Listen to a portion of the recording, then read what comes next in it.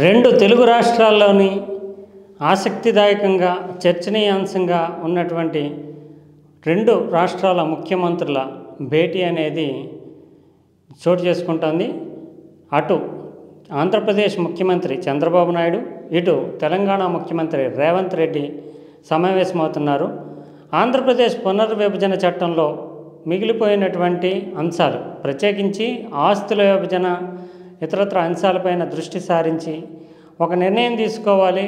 చట్టం అంటే ఉమ్మడి రాజధాని సైతం ముగిసిపోయినటువంటి తరుణంలో 10 ఏళ్ళు అయింది చట్టం అమల్లోకి వచ్చి. ఇంతవరకు అనేకమైనటువంటి సమస్యలు పెండింగ్లోనే ఉండిపోయాయి, పరిష్కారం కాలేదు. అందువల్ల దీనికి సంబంధించి రాజకీయంగా ఒక నిర్ణయం తీసుకోవడము, అధికారికంగా చట్టబద్ధంగా ఆస్తుల పంపకము ఇతరత్ర సమస్యలకు సంబంధించినటువంటి విషయాల్లో ఒక రోడ్ మ్యాప్ని నిర్వహించుకోవడము, నిర్ణయించుకోవడము, అమలు చేయడం అనేది లక్ష్యంగా కూర్చుందామంటూ చంద్రబాబు నాయుడు ఒక సూచన చేయడము, దానికి సానుకూలంగా స్పందించి రేవంత్ రెడ్డి హైదరాబాద్లోని సమావేశానికి ఏర్పాట్లు చేయడము, అటు రెండు రాష్ట్ర ప్రభుత్వాల అధికార యంత్రాంగం సైతం ఇప్పటికి పెండింగ్లో ఉన్నటువంటి ఇష్యూస్కి సంబంధించి నివేదికలు తయారు చేసి ముఖ్యమంత్రుల దృష్టిలో పెట్టడం, వాటిపైన ఒక ఎజెండా ప్రకారం సమావేశం జరిగేటటువంటి సూచనలు కనిపిస్తున్నాయి. రెండు అంశాలుగా, రెండు దఫాలుగా ఈ సమావేశం జరిగేందుకు ఇంతవరకు మనకు సమాచారం అందుతుంది. ఒకటి 1-to-1 అంటే రేవంత్ రెడ్డి, చంద్రబాబు నాయుడు ముఖాముఖిగా కూర్చుని, ఇక్కడ అధికారులు ఎవరు కూడా ఉండరు, వీళ్ళిద్దరూ ముఖాముఖిగా కూర్చుని ఆంతరంగికంగా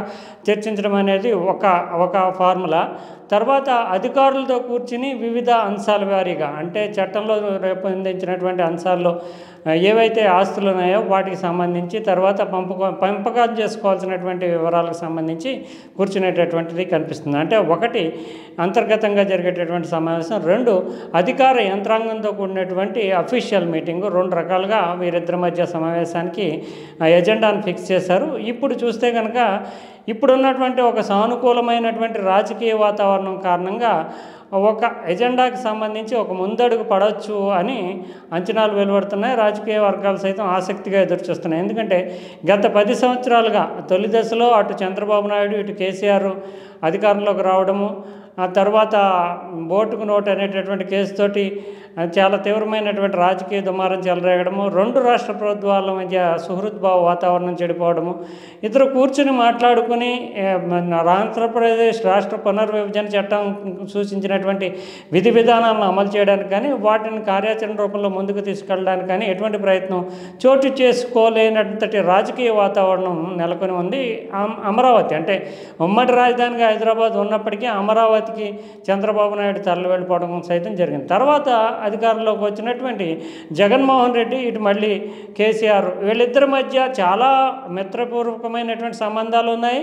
వీరిద్దరి మధ్య అన్యోన్యత ఉంది. అయినప్పటికీ ముఖ్యమంత్రులుగా తమ స్థానాలకు సంబంధించి ఇప్పుడు కూడా మనం అనేక మంది, అంటే ఇటు బీఆర్ఎస్ కానీ అటు ప్రతిపక్షాలు కానీ కొన్ని విమర్శలు చేస్తున్నాయి. ఏంటంటే చంద్రబాబు నాయుడు, రేవంత్ రెడ్డి సన్నిహితులు, అందువల్ల రాష్ట్రాలుగా రేవంత్ రెడ్డి వల్ల తెలంగాణకు అన్యాయం జరుగుతుంది అనేటటువంటి వాదన సైతం బీఆర్ఎస్ ముందుకు తీసుకొస్తుంది.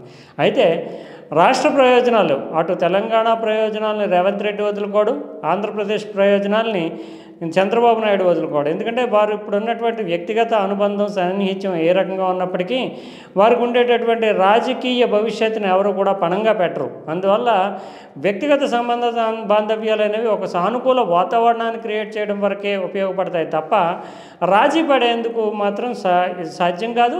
ఒక సర్దుబాటు ధోరణిలో ముందుకు వెళ్ళేందుకు ఒక ఎజెండా ఫిక్స్ చేసుకోవడానికి ఈ భేటీ ఉపయోగపడుతుంది.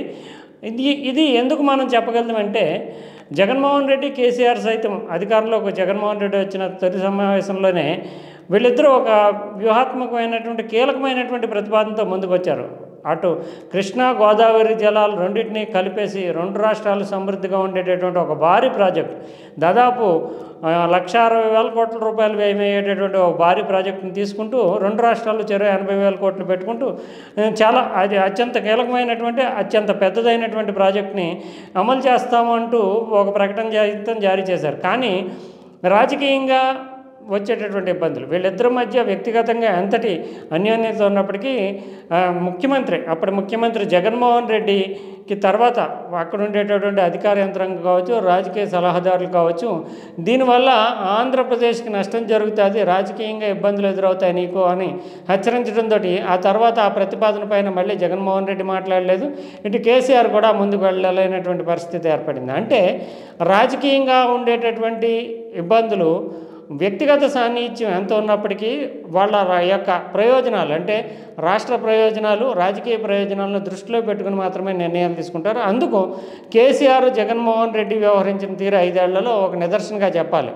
నిజానికి హైదరాబాద్లో ఉమ్మడి రాజధానిగా ఉన్నటువంటి ప్రాంతాలు అంటే ఏవైతే ఆస్తులు ఉన్నాయో 2 రాష్ట్ర ప్రభుత్వాల మధ్య ప్రభుత్వ కార్యాలయాలకు సంబంధించి, ప్రధానంగా సెక్రటేరియట్కి సంబంధించి రాజీ పడుతూనో లేదా సర్దుబాటు చేసుకుంటూనో ఆంధ్రప్రదేశ్ ప్రభుత్వం తెలంగాణ ప్రభుత్వానికే తమ భవనాన్ని సైతం అప్పగించేసింది. అంటే చట్టపరంగా ఇంకో 5-6 సంవత్సరాల కాల వ్యవధి ఉండగానే, అంటే ఇక్కడ తమకు అనుకూలంగా ఉండి పెద్ద ఇబ్బంది లేదనుకున్నటువంటి విషయాల్లో ముందడుగు వేస్తారు తప్ప తమకు అనుకూలం కానీ ప్రభుత్వానికి నష్టం చేకూరేటటువంటి, తమ రాష్ట్రానికి నష్టం చేకూరే విషయంలో మాత్రం ముందడుగు వేయరనే చెప్పొచ్చు. అందువల్ల మనము రేవంత్ రెడ్డి, చంద్రబాబు నాయుడు భేటీని కూడా ఆ కోణంలోనే చూడాలి తప్ప వీరిద్దరూ ఎక్కడో రాజీ పడిపోతారన్నట్టు అనుమానాస్పదంగా, సందేహాస్పదంగా చూడాల్సినటువంటి అవసరం లేదు.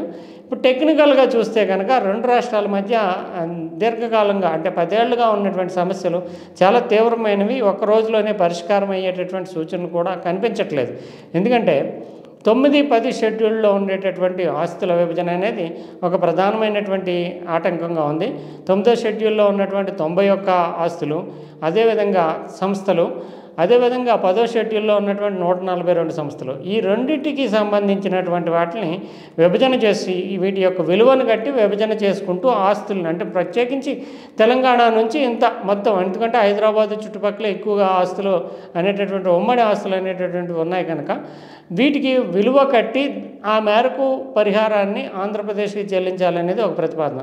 ఇందుకు సంబంధించి షేలా బిడే కమిటీని, హైపవర్ కమిటీని నియమించారు. 91 ఆస్తులకు సంబంధించి ఒక మదింపు చేసి ఒక విలువను సైతం గతంలోనే నిర్ధారించింది. 1,42,000 కోట్ల రూపాయలు విలువైనటువంటివి 91 ఆస్తులు అంటూ షేలా బిడే కమిటీ నివేదించింది. అంటే దీంట్లో ఎంత వాటా ఆంధ్రప్రదేశ్కి ఇవ్వాలి, తెలంగాణ నష్టపరిహారం ఎంత కాంపన్సేషన్ ఇవ్వాలి అనేది ఇందులో ప్రధానంగా ఉంది. అప్పట్లో కేసీఆర్ ఈ ఆస్తులు మదింపు పైన తాను ఒక వ్యతిరేక వైఖరినే ప్రకటించారు. ఎందుకంటే ఈ బిల్డింగ్లు ఉంటే పట్టుకుని వెళ్ళిపోమానండి, ఎంత ఆస్తి విలువ ఉందా అంటూ ఆయన ఒక విముఖమైనటువంటి వైఖరిని ప్రకటించారు. తర్వాత అది ముందడుగు వెళ్ళకపోలేదు. ఎందుకంటే తెలంగాణ ప్రభుత్వం సానుకూలంగా ముందుకు వస్తే తప్ప ఆంధ్రప్రదేశ్ ఈ విషయంలో చేసేటటువంటిది కూడా ఉండదు.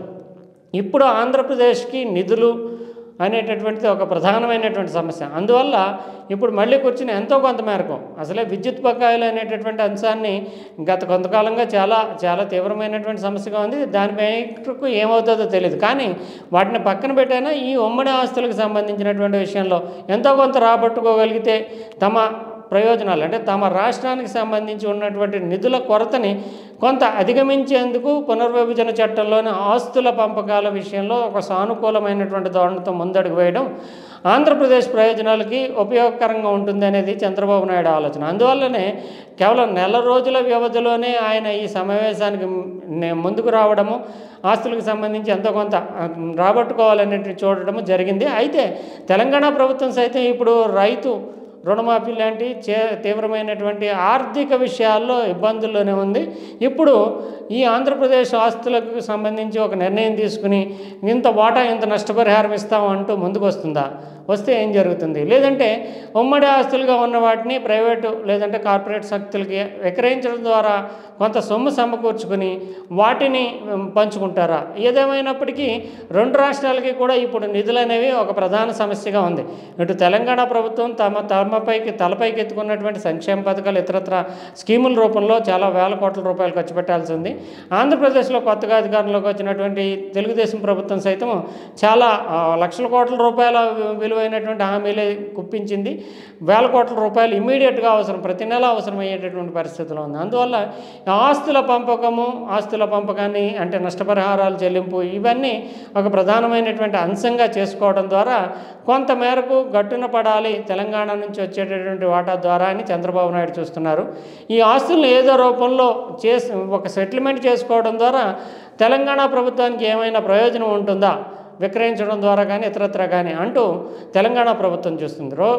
ఈ రకంగా చూస్తే కనుక ఉభయత్ర రెండు రాష్ట్రాలకి ప్రయోజనం ఉండేలాగా ముందుకు వెళ్లేందుకు ఒక రూట్ మ్యాప్ని సిద్ధం చేసుకోవాలనే ముఖ్యమంత్రులు సమావేశమవుతున్నట్లుగా మనం భావించాలి. అయితే రెండు రాష్ట్రాల మధ్య సమస్యలు, ఆస్తులు కావచ్చు ఇతరత్ర సమస్యలు కావచ్చు, అంత సులువుగా పరిష్కారం అవుతాయని మనం చెప్పలేం. ఎందుకంటే 30 ఏళ్ల క్రితమే పంజాబ్ నుంచి హర్యానా విడిపోయింది. అయినా ఇప్పటికీ అక్కడ సమస్యలు ఏమీ పరిష్కారం కాలేదు. రెండింటి మధ్య పంపకాలు చాలా వరకు పెండింగ్లోనే ఉన్నాయి.